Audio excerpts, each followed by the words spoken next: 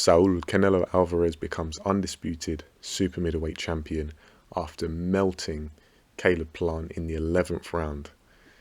I predicted the 9th round happened in the 11th, so we were 2 rounds off. But nevertheless, I feel like this fight followed the pattern that many people expected it would, including myself, because we have someone in Canelo who has a lot of wrinkles to his game and has developed a lot in his career, has quite a considerable skill set, but has struggled with movers in the past. Then we have Caleb Plant, on the other hand, who is a little bit younger, quite a bit bigger, a bit rangier, better legs. He moves quicker, and just a different style that Canelo maybe doesn't enjoy fighting so much. And so I think that's what we really saw. This wasn't necessarily a difficult, tough fight for Canelo, but I think it was tricky. I think it was frustrating because just the style and the approach that Caleb Plant has. And so when it came to the fight itself, there wasn't really much action to it. There were no, or very few big punches landed by either man, especially early on.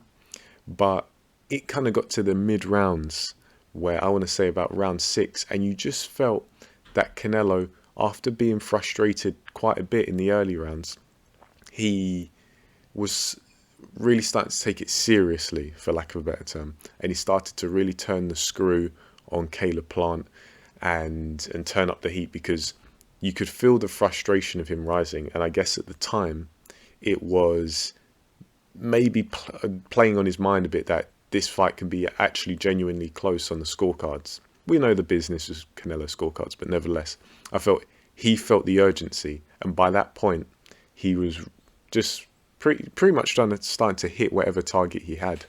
But that being said, even though Caleb Plant did a good job of frustrating Canelo, not as much as I believe, say, Erislandy Lara, because that night Lara really did turn up with his track shoes, but Caleb Plant wasn't moving excessively.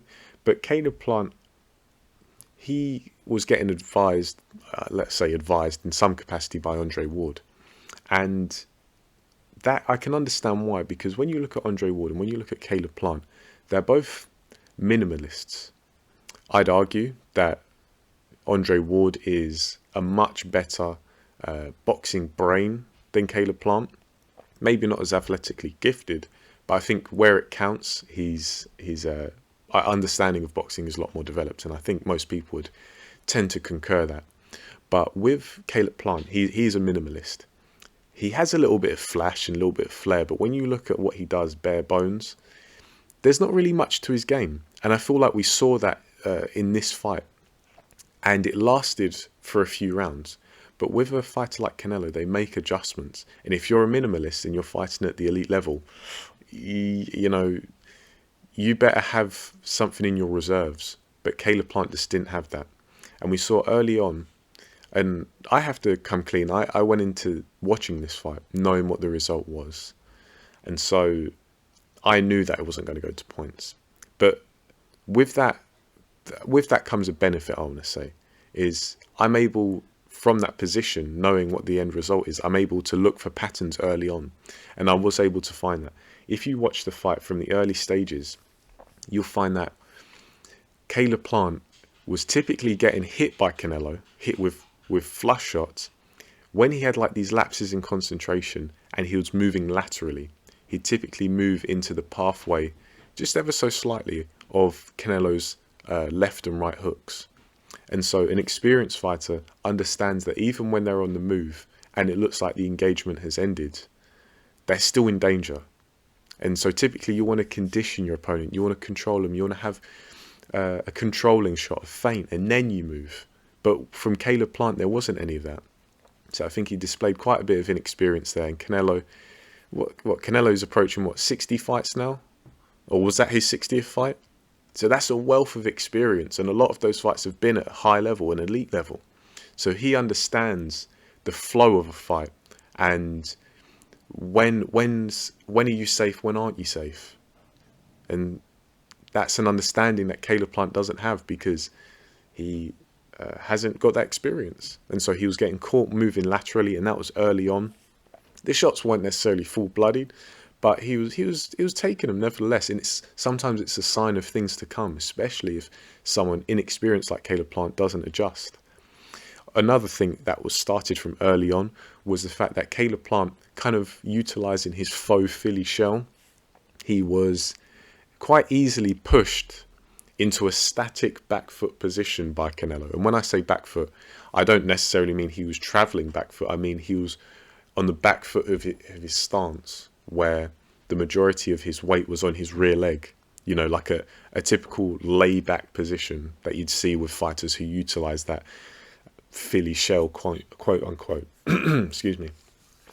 And Canelo was quite easily able to stiff arm Caleb Plant into staying in that position. You didn't see any attempt to vacate that location by Caleb Plant. It was like nobody had ever stiff armed him before, and he was almost in shock. And sometimes it was against the ropes, which makes it even more difficult for Caleb Plant to move out. But there were plenty of times where Caleb Plant did have enough space, but he just didn't take it. And I don't know what the rationale was. I don't know what his thought process was, because he's in the most vulnerable position of his stance, because he can only go forward if he intends to offend Canelo. But Canelo's forcing him, physically stopping him from moving forward. Just as I say, it's typically the kind of situation where you just vacate. But from then, the round 9, where I predicted that Caleb Plant would actually get stopped, I think that was one of his best rounds, because he started to let his work flow a bit more. But see, the thing is, all of Caleb Plant's work comes from that center line, and this is what I outlined in the pre-fight video, because it's one of Caleb Plant's biggest weaknesses. And it's not a weakness unique to him. There are a lot of people who, they're not able to correctly articulate their body during their punches to take them off the center line. They don't understand boxing mechanics. They don't understand punching mechanics. And as such, with Caleb Plant, you have to look at it. It's those center line punches where there's not very much mass in them. They're not really designed for power. They only last so long, because that's only one part of your arsenal. Think of those as like the setup punches. They're fast, direct. There's not much mass on them, or weight in them rather. So they travel quite quickly. Those are not damaging shots. Yeah, you might stun someone, you might bloody your nose, but typically you're not going to find many people get knockouts with those shots. And so not only did Caleb Plant not have the offense to really get Canelo's respect, but through over-reliance of those shots, he's never taken himself off the center line.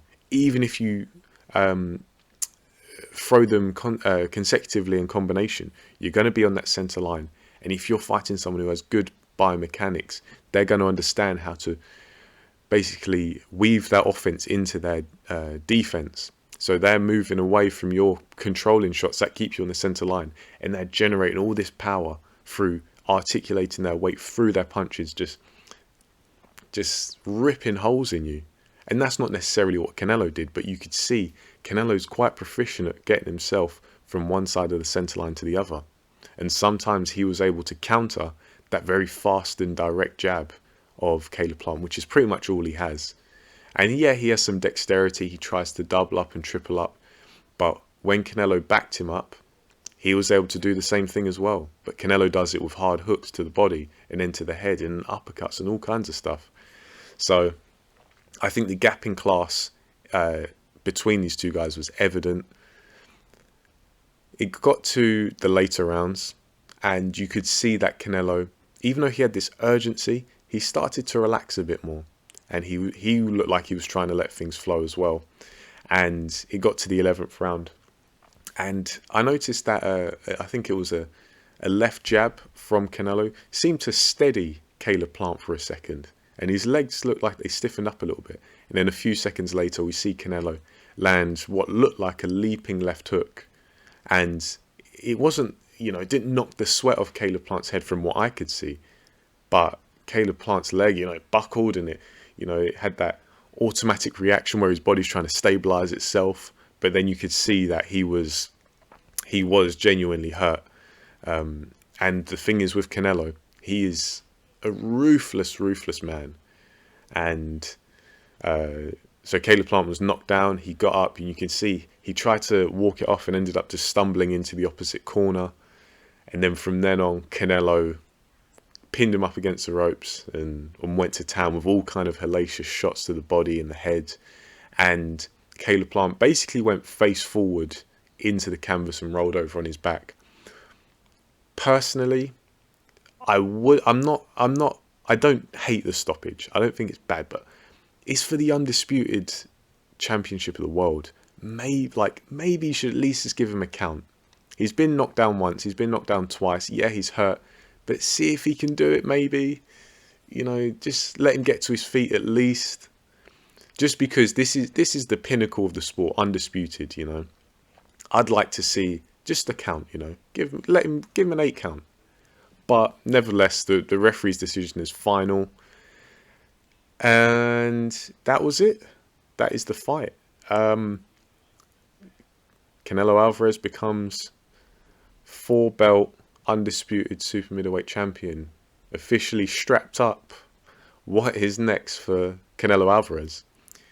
For the longest time, I felt like maybe the likes of Bivol and Beterbiev are a step too far at light heavyweight. And I think, I don't know, Canelo's good. He's an excellent fighter, an elite fighter, one of the best to ever do it. But I don't know, that's a different ball game, because those guys have skills and they hit hard. Especially, I think you have Bivol, who's more skill than power, and then vice versa for Beterbiev, and he hits freakishly hard. And look, yeah, Canelo made his excursion to light heavyweight before, but that was Kovalev, who, you guys know, I rate Kovalev. One of my favourite fighters, an elite fighter, especially at long range. But he was way out of his prime. I don't know, Canelo at light heavy, that's a tough ask in my opinion. But that's in the future. For now, Canelo Alvarez, undisputed super middleweight champion. Where does he go next? Where would you like to see him go next? Caleb Plant, what does he do next? Could he stay at super middleweight, have another crack, you know, maybe rebuild himself? Because you can see the ability with Caleb Plant. He has the natural ability, he has the balance, he has the coordination, he has the athleticism, those athletic qualities, but he needs a greater understanding, of the nuances of boxing. That's what he lacks. But then that's what Canelo has in abundance, you know.